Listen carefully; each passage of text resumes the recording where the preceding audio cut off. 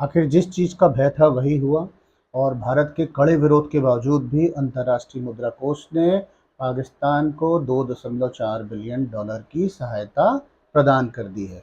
तो दोस्तों हम आपको आज बताना चाहते हैं आखिर में ये अंतर्राष्ट्रीय मुद्रा कोष है क्या और ये किस तरीके से कार्य करती है। तो दोस्तों मैं आपको बताना चाहता हूँ जो अंतर्राष्ट्रीय मुद्रा कोष है उसमें कुल 190 देश शामिल हैं और उन 190 देशों में अमेरिका और पाकिस्तान के साथ साथ भारत भी शामिल है। तो दोस्तों हम आपको बताना चाहते हैं पाकिस्तान को 2.4 बिलियन डॉलर में से 1 बिलियन डॉलर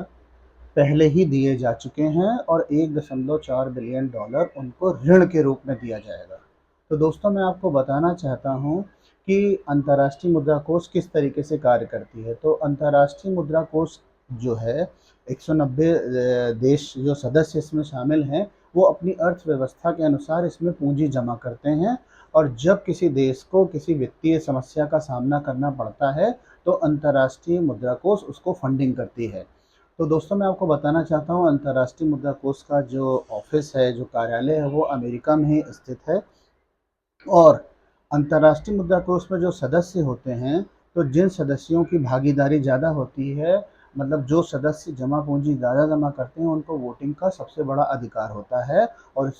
अंतर्राष्ट्रीय मुद्रा कोष में सबसे ज़्यादा अधिकार वोटिंग का अभी अमेरिका के पास में है। तो दोस्तों मैं आपको इस ब्लॉग के माध्यम से ये बताना चाहता हूँ कि सामने से तो अमेरिका ये दिखाता है कि वो भारत का बहुत बड़ा हितैषी है, दोस्त है, लेकिन पीठ पीछे वो भारत के विरोध में कार्य करता है। जो कि अभी भारत और पाकिस्तान के मध्य जो ऑपरेशन सिंदूर चल रहा था, जो आतंकवादी गतिविधियों के बाद जो भारत ने ऑपरेशन सिंदूर चालू किया था, उसके बाद अमेरिका ने जिस तरीके से सीज़ फायर करवाने की कोशिश की, उससे यही प्रतीत होता है कि अपरोक्ष रूप से अमेरिका भी पाकिस्तान की मदद कर रहा है। और सिर्फ अमेरिका ही नहीं, बहुत बड़े बड़े देश भी भारत के विरोध में पीठ पीछे खड़े हुए हैं, हालांकि वो परोक्ष रूप से भारत का विरोध नहीं कर रहे हैं। तो दोस्तों मैं आपको एक बात ये भी बताना चाहता हूँ, पाकिस्तान को जो 1.4 बिलियन डॉलर का अभी जो ऋण मिलने वाला है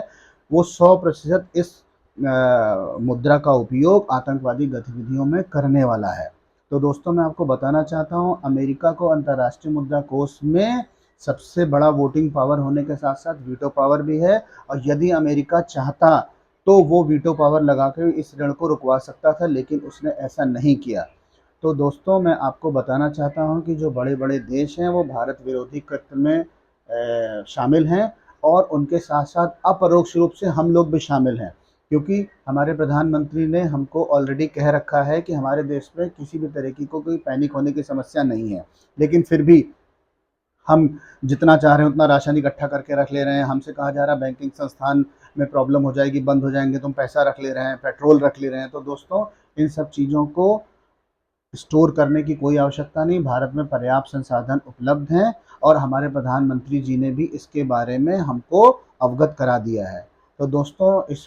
इस रील को प्रत्येक देशवासी को आप साझा करें और पैनिक होने की ज़रूरत नहीं है और परोक्ष रूप से राष्ट्र की मदद करें। धन्यवाद।